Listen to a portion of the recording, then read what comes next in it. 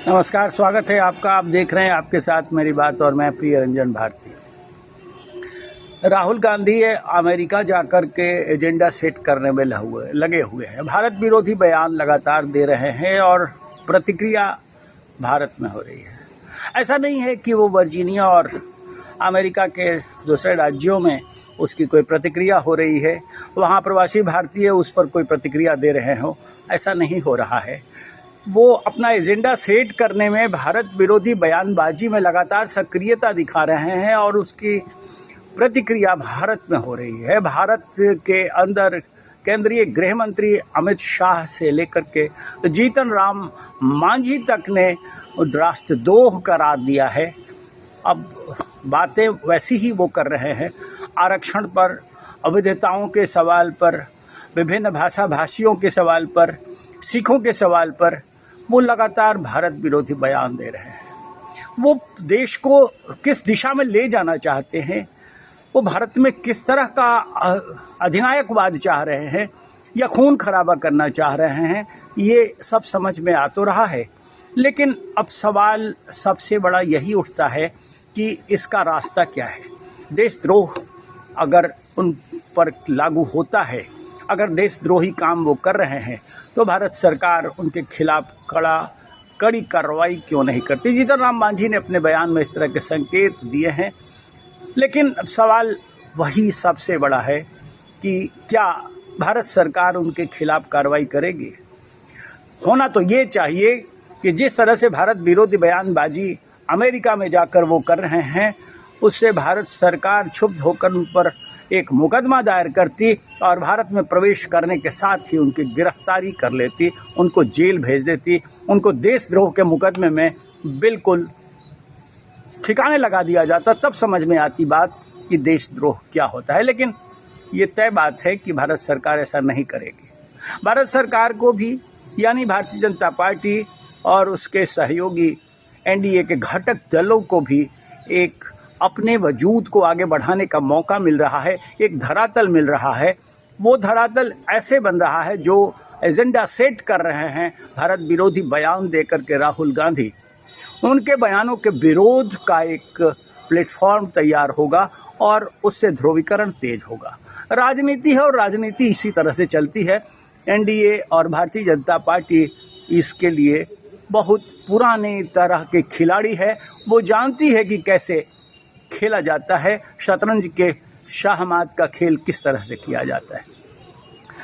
अभी जिस तरह से वो उपद्रवी वहाँ मणिपुर में फिर से सर उठा रहे हैं और चीन जिस तरह से अपनी सक्रियता दिखा रहा है, अमेरिका के शाह पर पूरी तरह से बांग्लादेश में सत्ता पलट के बाद मोहम्मद यूनुस के नेतृत्व में जो सरकार बनी, वो किस तरह से चीन के एजेंडे को साध रही है और चीन के एजेंडे को आगे बढ़ाती हुई मणिपुर, फिर उसके अलावा दूसरे राज्यों को मिलाकर के और चीन के हिस्से को मिलाकर कुकी प्रदेश बनाने की जो मांग है चीन की, और कुकी देश बना करके वो भारत में एक विखंडन करना चाहता है, उसको अमेरिका बारास्ता बांग्लादेश शाह दे रहा है।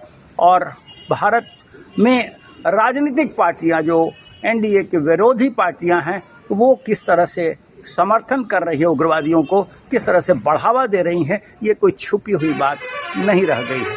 लेकिन भारत सरकार इस मुद्दे पर कर क्या रही है, लगता तो नहीं है कि कोई कड़ी कार्रवाई भारत सरकार की ओर से होगी और इसी तरह से वो एक प्लेटफॉर्म तलाशती रह जाएगी। एक प्लेटफॉर्म पर राजनीति की हुक्काबाजी चलती रहेगी। ये एनडीए सरकार की फितरत बन गई है। राहुल गांधी ने जिस तरह से भारत विरोधी बातें कही है, अमेरिका में भड़काने वाली बातें कही है, उस पर प्रतिक्रिया का होना स्वाभाविक है। लेकिन मात्र प्रतिक्रिया देने भर से समस्या का निदान नहीं हो जाता। जैसे अभी हाल में पश्चिम बंगाल में आरजीकर मेडिकल कॉलेज अस्पताल में ट्रेनी डॉक्टर के साथ दुष्कर्म और हत्या के मामले को लेकर के इतना उथल पुथल होने के बावजूद भारतीय जनता पार्टी सरकार, यानी नरेंद्र मोदी की सरकार ने पश्चिम बंगाल में कोई कड़ा एक्शन लेने से अब तक परहेज किया है। आप तय मानिए कि वैसा ही राहुल गांधी के साथ भी होने वाला है।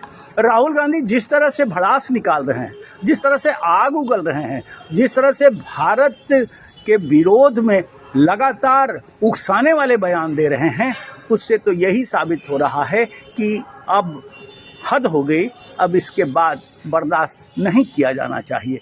लेकिन भारत सरकार यानी नरेंद्र मोदी सरकार जिस तरह से ढिठाई दिखा रही है, जिस तरह से ढीठ हो गई है, अपने विरोधियों को उनका हश्र तक पहुंचाने के लिए ये अपने सारे तंत्र को बिल्कुल ढीला कर चुके हैं, उससे ये समझ में आ जाता है कि इनके पास कोई विकल्प बचा नहीं है। वो सिर्फ राजनीति की गोटियां सेकना जानते हैं। चाहे मनोज सिन्हा उपराज्यपाल की बात देखें या मध्य प्रदेश के मुख्यमंत्री भजन लाल शर्मा की बात सुने या फिर जीतन राम मांझी या केंद्रीय गृह मंत्री अमित शाह की बात सुने, सबकी बातों का निचोड़ बस इतना ही है कि राहुल गांधी सही नहीं कर रहे हैं, उनके एक्शन को बंद होना चाहिए, उनके इस तरह की भड़ास निकालने की ट्रेंड को हमेशा के लिए दफन कर देना चाहिए। लेकिन सच यही है कि भारत सरकार कोई कार्रवाई नहीं करेगी और इस तरह से उनका मनोबल बढ़ता जाएगा। वो भारत में आकर के भी और उपद्रवी बयानबाजी करेंगे और आग उगलेंगे, आग के शोले भड़काएंगे। पता नहीं देश में वो क्या कराना चाहते हैं। विदेशों में इस तरह की भाषा बोल करके तो उन्होंने ये दिखा दिया कि उनके पास सही में दिमाग सोचने का नहीं है, या फिर वो सोच रहे हैं तो प्रतिक्रियावादी ढंग से सोच रहे हैं। उनके सोचने का और उनके करने का ढंग बिल्कुल प्रतिक्रियावादी है। अगर जरा सी भी समझ होती तो वो ये समझ जाते कि भारत के इतिहास में सबसे बड़ा दौर कांग्रेस के राजपाट का रहा है और कांग्रेस के राजपाट में जिस तरह के कारनामे हुए हैं उसको भुलाया नहीं जा सकता है। नरेंद्र मोदी सरकार बहुत बाद की है, अभी 2014 से ये सरकार आगे कर रही है, देश पर शासन कर रही है। कई तरह के काम हुए, उल्लेखनीय काम हुए हैं वाकई, लेकिन इसके बावजूद अब जिस तरह की राजनीति का ट्रेंड चल पड़ा है और जिस तरह से राहुल गांधी इस तख्ता पलट की कोशिशों को लेकर के आगे बयानबाजी करते नजर आ रहे हैं और भड़काऊ बातें कर रहे हैं, उस पर सीधा और सधा हुआ सवाल यही खड़ा होता है कि इन पर एक्शन क्यों नहीं हो, इन पर कार्रवाई आखिर क्यों नहीं हो, इन पर राष्ट्रद्रोह का मुकदमा आखिर क्यों नहीं होना चाहिए।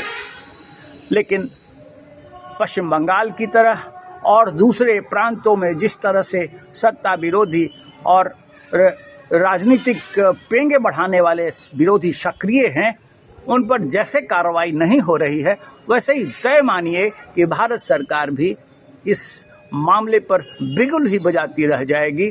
कोई सधी हुई कार्रवाई होने से नहीं सामने आएगा। ये एक इस तरह का दौर आने वाला है भविष्य में जो भारत के लिए खतरनाक साबित हो सकता है, और इसके लिए जिम्मेवार कौन होगा इसका आकलन आप कर सकते हैं, बेहतर तरीके से कर सकते हैं। होना तो ये चाहिए कि सीधा भारत में प्रवेश के साथ ही राहुल गांधी पर कड़ा एक्शन हो, उन पर कार्रवाई हो, लेकिन ये होता हुआ नहीं दिख रहा है। राजनीतिक गोटियां सेकी जा रही हैं। दुर्भाग्य है, और ये दुर्भाग्य भारत के साथ साथ हम लोगों का भी है। लेकिन हम आपसे अपने वीडियो पर चाहेंगे कि आपकी प्रतिक्रिया हमारे कमेंट बॉक्स में आए। अगर आपने अभी तक हमारे चैनल के साथ अपना कारवा नहीं जोड़ा है तो हम आपसे निवेदन बार बार करते हैं और फिर करेंगे कि हमें हमारे इस चैनल आपके साथ मेरी बात को सब्सक्राइब करें और बने रहिए हमारे साथ, देखते रहिए आपके साथ मेरी बात। नमस्कार।